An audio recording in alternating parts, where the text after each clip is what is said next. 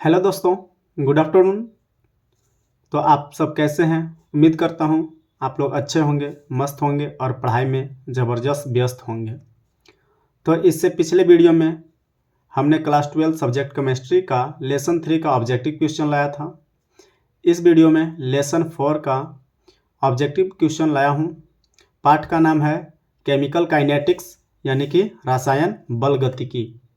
रसायन बल गतिकी से जितना मस्ट वीवीआई क्वेश्चन जो ऑब्जेक्टिव है बनने वाले हैं उन सभी क्वेश्चन को शामिल किया है और ये एग्ज़ाम के पर्पज़ से बहुत ही अच्छा क्वेश्चन है। तो आप सब घर पे बैठकर इसको नोट्स भी बनाइएगा जो एग्ज़ाम में काम देगा, क्योंकि एग्ज़ाम के टाइम पे आप वीडियो नहीं देख पाइएगा क्योंकि टाइम कम होता है। इसलिए आप नोट्स बनाइए और नोट्स को बहुत कम टाइम में आप उलट कर देख लीजिएगा। इसलिए आप नोट्स बनाना आपको बहुत ज़रूरी है। तो चलिए हम रसायन बल गतिकी केमिकल काइनेटिक्स का ऑब्जेक्टिव क्वेश्चन का पहला क्वेश्चन करता हूं।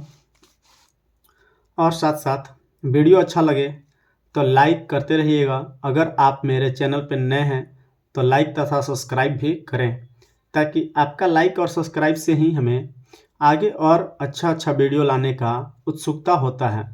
वरना आप देखिएगा और लाइक नहीं करिएगा तो हमें लगेगा कि इतने लोग व्यूअर हैं, इतने देखें बट लाइक नहीं किए या सब्सक्राइब नहीं किए, तो हमें भी अच्छा नहीं लगता है, क्योंकि हम भी मेहनत करते हैं दोस्तों। तो आप मेरे मेहनत के लिए ज़्यादा कुछ नहीं, बस एक लाइक और सब्सक्राइब कर दीजिए। बाकी चलते हैं क्वेश्चन पे। तो क्वेश्चन क्या है? पहला, वह कारक जो अभिक्रिया की दर को प्रभावित करता है। तो कौन सा कारक है जो अभिक्रिया, जब कोई रिएक्शन होता है तो रिएक्शन के दर को क्या करता है? प्रभावित करता है। प्रभावित करता है यानी कि बढ़ाता है या घटाता है, यहाँ पे ये सेंस हुआ। तो कोई अभिक्रिया होता है तो उसमें प्रभावित करने वाले कारक क्या होते हैं? दाब। दाब क्या करता है? तो प्रभावित करता है। ताप भी ऊपर ताप है, ताप प्रभावित करता है। दाब भी प्रभावित करता है। सांद्रता यानी कि वो पतला है, मोटा है, गाढ़ा है, किस तरह का ये पदार्थ है, तो सांद्रता पर भी निर्भर करता है। यानी कि यहाँ पे ऑप्शन सभी, यानी कि ऑप्शन नंबर 4 मेरा आंसर हो जाएगा। आप भी हमारे साथ साथ आप ऑप्शन लगाने से पहले आप भी लगाइए कि हमारा ऑप्शन क्या है और हम जो लगा रहे हैं वो ऑप्शन क्या है। तो आप हमसे पहले भी लगा कर देख लीजिए क्या वो ऑप्शन आपका लगाया हुआ सही है या नहीं है। चलिए अब क्वेश्चन नंबर हम दूसरा देखेंगे। क्वेश्चन 2 क्या है? जब उत्प्रेरक का उपयोग साम्यावस्था में किया जाता है तो सक्रियण ऊर्जा क्या होती है? बढ़ती है, घटती है या बढ़ती घटती दोनों है या इनमें से कोई नहीं? तो सबसे पहले समझेंगे यहाँ पे उत्प्रेरक क्या होता है। उत्प्रेरक यानी कि कैटेलाइसिस, कैटेलाइट्स क्या होते हैं? तो अभिक्रिया के दर को बढ़ाने वाले चीज़, अभिक्रिया के दर को बढ़ाने वाले चीज़ को हम उत्प्रेरक कहते हैं। अब कहा जा रहा है साम्यावस्था में, साम्यावस्था में किया जाता है तो सक्रियण ऊर्जा क्या होती है? वो बढ़ जाती है या घट जाती है? तो देखिएगा उत्प्रेरक का प्रयोग करने से सक्रियण का ऊर्जा बढ़ जाता है। क्या हो जाता है? सक्रियण ऊर्जा बढ़ जाता है। तो अब हम देखेंगे कि सक्रियण ऊर्जा क्या होता है। तो उसको समझने के लिए देखिए यहाँ पे मान लेते हैं यहाँ से कोई अभिक्रिया होना शुरू हुआ। ये क्या है? अभिकारक है। यहाँ पे क्या है? अभिकारक। ये क्या बन गया? यहाँ पे कोई उत्पाद बन गया। अब यहाँ से जो यहाँ का ऊर्जा होगा और यहाँ का ऊर्जा होगा और एक देखिएगा ये बीचों बीच का ऊर्जा। तो जब हम अभिकारक मिला देते हैं तो अभिक्रिया का दर क्या हो जाता है? बढ़ जाता है। बढ़ जाता है तो देखिएगा ये बढ़ने से पहले वो क्या होता है? तो सक्रियण ऊर्जा यानी कि इस अभिकारक से उत्पाद में जाने तक में जो भी ऊर्जा का प्रयोग होता है हम उसे सक्रियण ऊर्जा कहते हैं। और सक्रियण ऊर्जा बढ़ता है क्योंकि उसमें उत्प्रेरक मिला दिया गया हो, उत्प्रेरक मिला दिया जाता है, इसलिए सक्रियण ऊर्जा क्या हो जाता है? बढ़ जाता है। तो ऑप्शन क्या हो जाएगा? ए, बढ़ता है। इसके बाद अब हम देखेंगे क्वेश्चन नंबर 3। प्रथम कोटि की अभिक्रिया के लिए अर्ध आयुकाल टी हाफ यानी कि अर्ध आयुकाल का मान कितना होता है?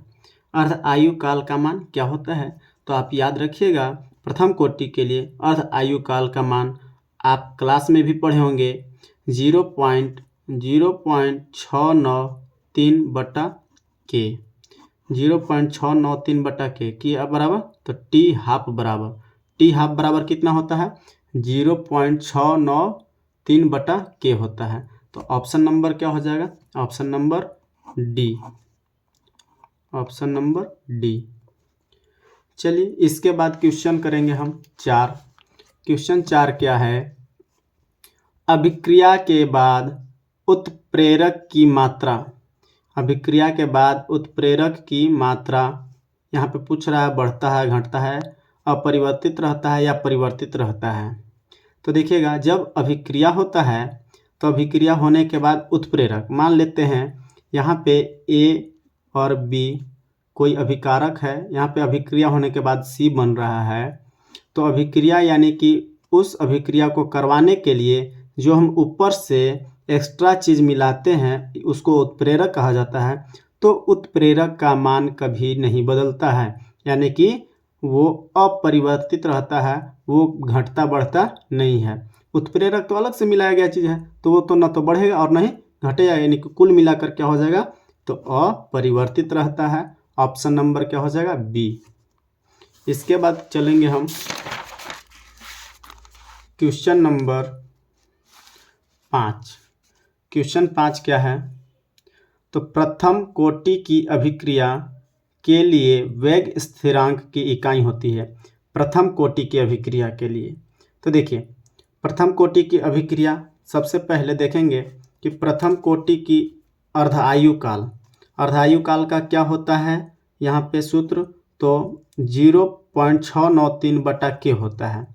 अच्छा, तो के जानना चाहेंगे तो क्या हो जाएगा? तो के जानना चाहेंगे तो टी हाफ नीचे आ जाएगा। क्या हो जाएगा?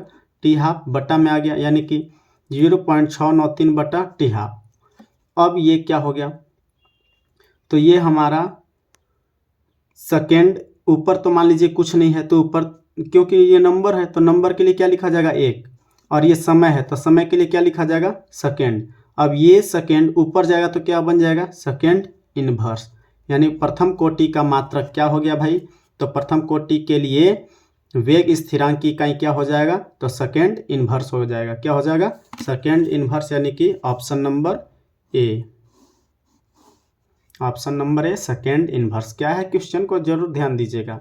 प्रथम कोटि की अभिक्रिया के लिए वेग स्थिरांक की इकाई क्या होती है? तो सेकेंड इनवर्स होती है। आप कभी कभी न्यूमेरिकल क्वेश्चन में मात्रक से बिना बनाए क्वेश्चन को हल कर लीजिएगा। तो यहाँ पे ऑप्शन ए हो गया। अब चलेंगे क्वेश्चन नंबर 6 में। क्वेश्चन 6 क्या है? किसी प्रथम कोटि की अभिक्रिया का वेग स्थिरांक निर्भर नहीं करती है। क्या है? किसी प्रथम कोटि की अभिक्रिया का वेग स्थिरांक निर्भर नहीं करती है। तो क्या चीज़ पर निर्भर नहीं करती है, हमें ये ध्यान देना है। तो देखिएगा, यहाँ पे ऑप्शन क्या है? ताप है, अभिकारकों की सांद्रता है, दाब है और संक्रियण ऊर्जा है। तो यहाँ पे प्रथम कोटि की अभिक्रिया देखेंगे। प्रथम कोटि का समीकरण क्या होता है? तो टी हाफ बराबर 0.693 बटा के होता है। तो भाई इसमें सांद्रता का तो चर्चा नहीं किया गया, अभिकारकों की सांद्रता का चर्चा कुछ नहीं किया गया है, यानी कि यही मेरा आंसर हो जाएगा कि अभिकारकों की सांद्रता पर निर्भर नहीं करता है। कौन सा? तो प्रथम कोटि की अभिक्रिया में। तो यहाँ पे ऑप्शन क्या हो जाएगा? बी। चलिए अब हम करेंगे क्वेश्चन नंबर 7। क्वेश्चन नंबर 7 क्या है? वह अभिक्रिया जिसमें दो अभिकारक भाग लेकर उत्पाद बनाते हैं कौमा कहलाती है। जब दो ठो अभिकारक हैं, ए और बी कोई दो अभिकारक हैं और सी उत्पाद बन रहा है, तो इसमें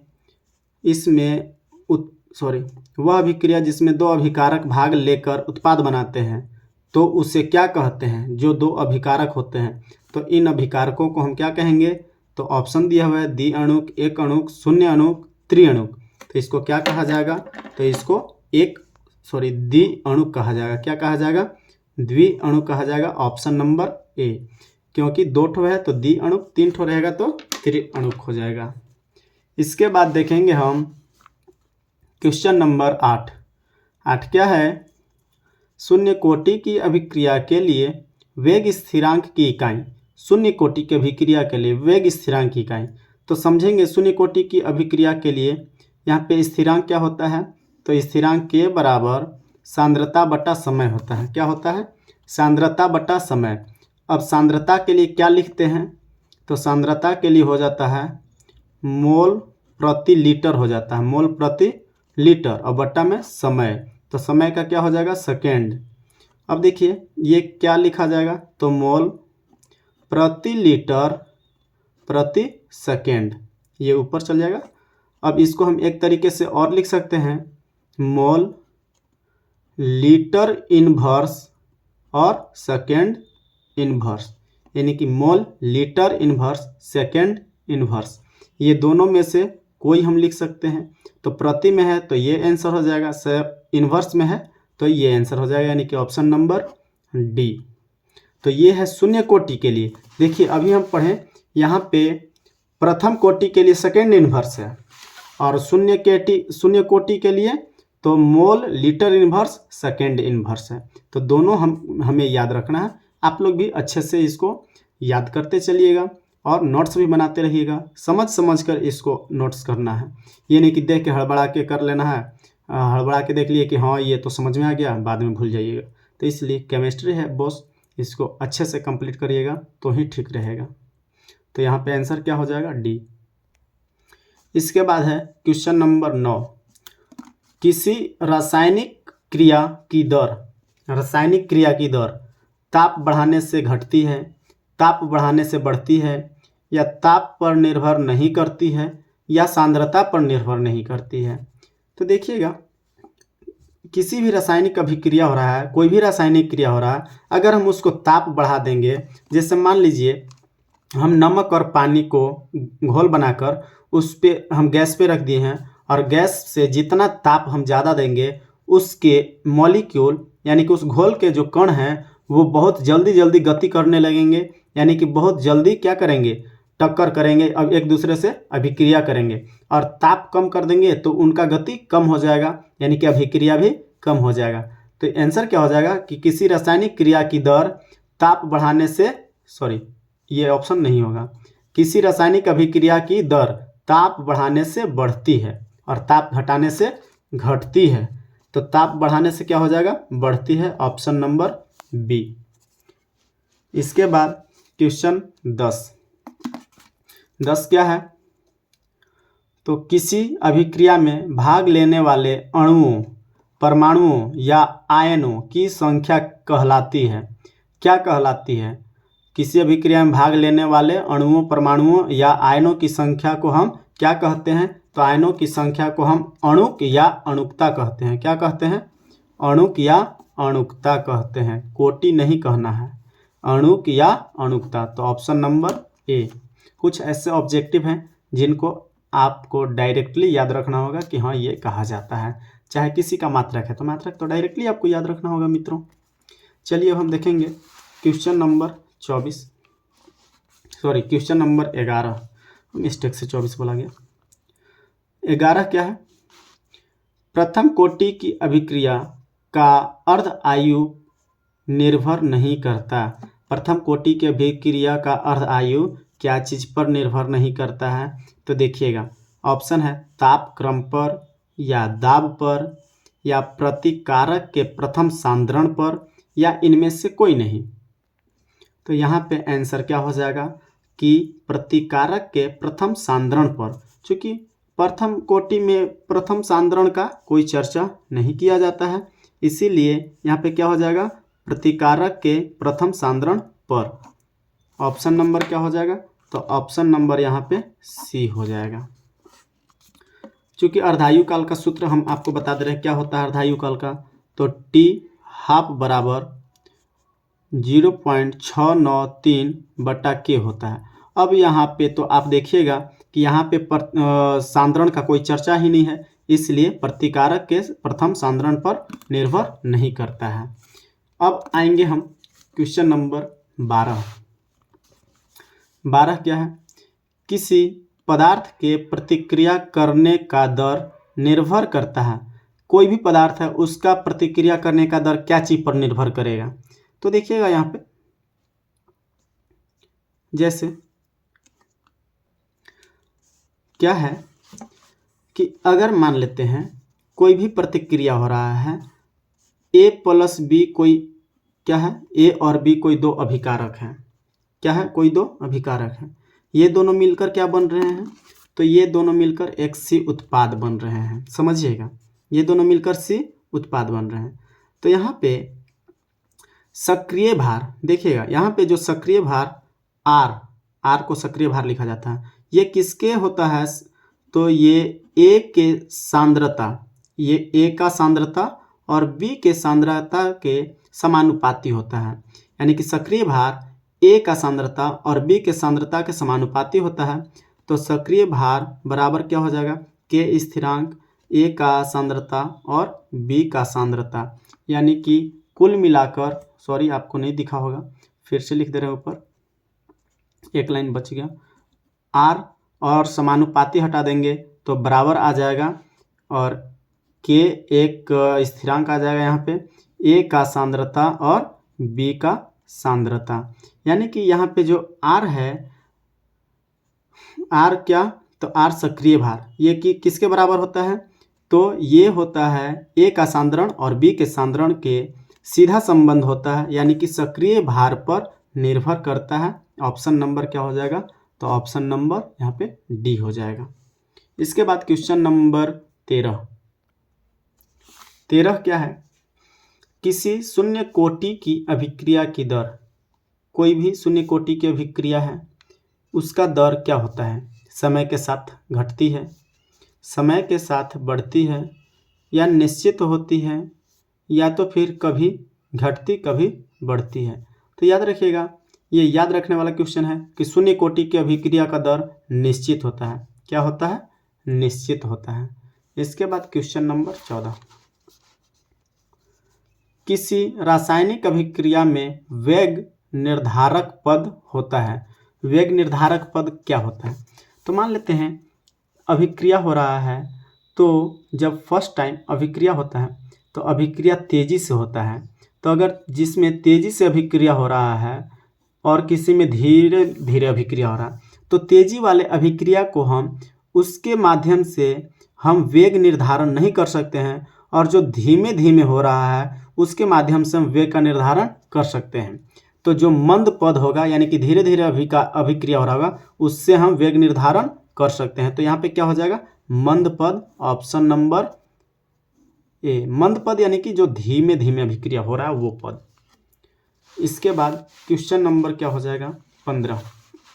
अब देखेंगे 15 को, किसी रासायनिक अभिक्रिया में किसी क्षण ज्ञात किया गया वेग कहलाता है। कोई भी रासायनिक अभिक्रिया में किसी एक क्षण ज्ञात किया गया वेग क्या कहलाएगा? तो ये कहलाएगा कोई क्षण, क्षण यानी कि क्षणिक, किसी एक क्षण, तो वो हो जाएगा तात्क्षणिक वेग। वेग ज्ञात करें तो तात्क्षणिक वेग, ऑप्शन सी। इसके बाद क्वेश्चन नंबर 16 क्या है? सक्रिय संकर की ऊर्जा होती है। सक्रिय संकर की ऊर्जा क्या होती है? तो देखिएगा यहाँ पे सक्रिय संकर आपको बताते हैं अभी क्या होता है। ये क्या हो रहा है? यहाँ पे अभिक्रिया हो रहा है, यहाँ पे क्या है? तो अभिकारक है। क्या है? अभिकारक। ये क्या यहाँ पे बन गया? उत्पाद। और यहाँ पे ये क्या है? तो इसी को कहा जाता है सक्रिय संकर। ये क्या है? सक्रिय संकर ऊर्जा होता है। यहाँ पे क्या होता है? सक्रिय संकर ऊर्जा। अब देखिएगा, ये जो सक्रिय संकर ऊर्जा होता है, यहाँ से लेकर यहाँ तक पूरा होता है, यानी कुल मिलाकर ये अभिकारक यहाँ तक का ऊर्जा है, ये उत्पाद तक का ऊर्जा है। और ये पूरा क्या है, तो सक्रिय संकर ऊर्जा है। तो बताइए इन दोनों में क्या रिलेशन है, तीनों में। तो जो संकर ऊर्जा है, सक्रिय संकर ऊर्जा, वो अभिकारक से भी ज़्यादा है, उत्पाद से भी ज़्यादा है। तो ऑप्शन आप देख लीजिए वैसा कौन है, अभिकारक की ऊर्जा से ज़्यादा, उत्पाद की ऊर्जा से ज़्यादा। तो भैया अभिकारक से भी ज़्यादा है, उत्पाद से भी ज़्यादा है, यानी कि दोनों से ज़्यादा, दोनों से अधिक। ऑप्शन क्या हो जाएगा, सी। तो सक्रिय संकर ऊर्जा क्या होती है, तो अभिकारक की ऊर्जा और उत्पाद दोनों की ऊर्जा से अधिक होती है। तो ऑप्शन नंबर क्या हो जाएगा, सी। चलिए अब हम देखेंगे क्वेश्चन नंबर 17 क्या है, द्वितीय कोटि की अभिक्रिया में वेग स्थिरांक की इकाई क्या होती है। तो इकाई वाला चीज़ें तो आपको याद रखना होगा। वेग स्थिरांक की इकाई क्या हो जाएगी द्वितीय कोटि के लिए, तो द्वितीय कोटि के लिए हो जाएगा second inverse mole inverse litre. क्या चीज़, second inverse mole inverse litre. और यहीं पे शून्य कोटि वाला भी आप याद रख लीजिएगा। जहाँ पे द्वितीय कोटि पढ़िए वहाँ पे शून्य कोटि तुरंत याद कर लीजिए, प्रथम कोटि याद कर लीजिए, और प्रथम कोटि वाला पढ़िए तो द्वितीय कोटि, शून्य कोटि, सभी को एक साथ आपको रिकॉल हो जाना चाहिए, तुरंत याद आ जाना चाहिए। कोई एक कोटि का पढ़ें तो बाकी दूसरा जो दो बचा वो उसका भी याद आना चाहिए। तो समझिए कि आपको कंप्लीट होते जा रहा है। इसके बाद क्वेश्चन नंबर 18 क्या है, रेडियोधर्मी विघटन एक उदाहरण है। रेडियोधर्मी विघटन जो है वो किसका उदाहरण है। तो अगर यहाँ पे दो तरह का, सॉरी दोस्तों लाइट कट गया था। क्वेश्चन देखते हैं, रेडियोधर्मी विघटन एक उदाहरण है। रेडियोधर्मी विघटन या रेडियोधर्मी अभिक्रिया किसका उदाहरण है, किस कोटि का अभिक्रिया का उदाहरण है। तो देखिएगा अगर रेडियोधर्मी कहा जाए तो वो हो जाएगा प्रथम कोटि का अभिक्रिया, और अगर प्रकाश उपस्थिति वाला कह दिया जाए जिसमें प्रकाश की चर्चा हो तो वो हो जाएगा कौन सी अभिक्रिया, तो वो हो जाएगा शून्य कोटि अभिक्रिया, प्रकाश से रिलेटेड हो। कैसा अभिक्रिया, तो शून्य कोटि का अभिक्रिया। और रेडियोधर्मी अभिक्रिया वो हो जाएगा प्रथम कोटि का अभिक्रिया। चलिए अब क्वेश्चन नंबर 19 क्या है, 19, जब रासायनिक अभिक्रिया होती है तो प्रतिक्रिया की दर। देखिएगा भाई, जब अभिक्रिया होने लगती है तो अभिक्रिया फर्स्ट टाइम बहुत तेज़ी से होती है। अभिक्रिया फर्स्ट टाइम क्या होती है, बहुत तेज़ी से होती है। लेकिन जैसे ही समय बढ़ते जाता है तो अभिक्रिया का जो दर है वो धीरे धीरे क्या होते जाती है, कम होते जाती है। यानी कि अभिक्रिया का दर में कमी आते जाती है, समय बढ़ते के साथ साथ अभिक्रिया के दर में कमी आ जाती है। तो यहाँ पे सवाल है कि जब रासायनिक अभिक्रिया होती है तो होते होते फिर क्या होती है, तो अब प्रतिक्रिया की दर क्या हो जाती है, तो प्रतिक्रिया की दर घट जाती है। समय के साथ दर क्या हो जाती है, घट जाती है। Option A. इसके बाद क्वेश्चन नंबर 20, आरहेनियस का समीकरण है।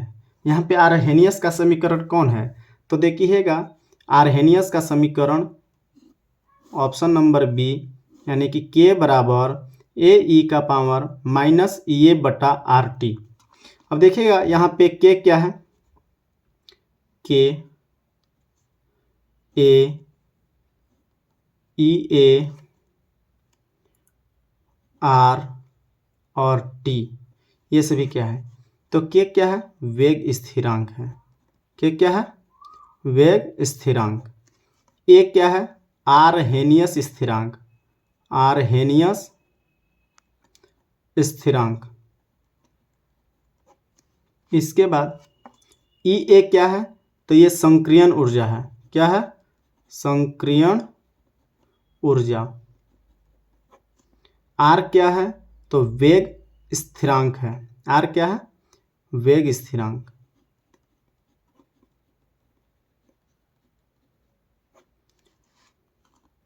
इसके बाद टी क्या है, तो टी टेम्परेचर है। सॉरी दोस्तों, यहाँ पे आर क्या है, तो आर सक्रिय भार है। क्या है, सक्रिय भार। आर क्या है, हो जाएगा सक्रिय भार। तो ये है आरहेनियस का समीकरण। इसको तो आपको रट के चाहे जैसे करिए, इसको याद करना है। चलिए इसके बाद क्वेश्चन नंबर हम देखेंगे 21। 21 क्या है, अभिक्रिया का दर है। अभिक्रिया का दर क्या होता है? एक्सपेरिमेंटल मात्रक है मात्रा या थ्योरेटिकल मात्रा है? तो भाई एक अभिक्रिया का दर जो है ना एक्सपेरिमेंटल, यानी कि इसको बनाकर एक्सपेरिमेंट करके यानी कि बनाकर लाया जाता है, तो ये अभिक्रिया का दर कैसा हो जाएगा? एक्सपेरिमेंटल मात्रा हो जाएगा, यानी एक्सपेरिमेंटल क्वांटिटी, ऑप्शन ए। इसके बाद क्वेश्चन नंबर 22 क्या है? यदि k बराबर इतना दिया हुआ हो, k बराबर क्या है? तो 3 × 10⁻⁻⁴ सेकेंड इनवर्स हो, तो अभिक्रिया की कोटि क्या होगी, यानी किस कोटि की अभिक्रिया है?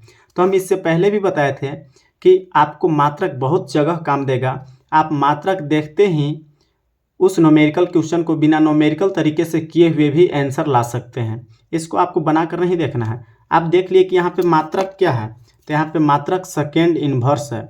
और सेकेंड इनवर्स किसका मात्रक होता है? तो सेकेंड इनवर्स प्रथम कोटि का मात्रक होता है। सेकेंड इनवर्स किसका मात्रक है? प्रथम कोटि का। तो यहाँ पे बिना न्यूमेरिकल सॉल्व किए हुए भी हम आंसर लगा लिए। तो किससे? तो आपको यूनिट यानी कि मात्रक याद रखिएगा, तब होगा। चलिए अब हम क्वेश्चन नंबर 23 करेंगे। 23 क्या है?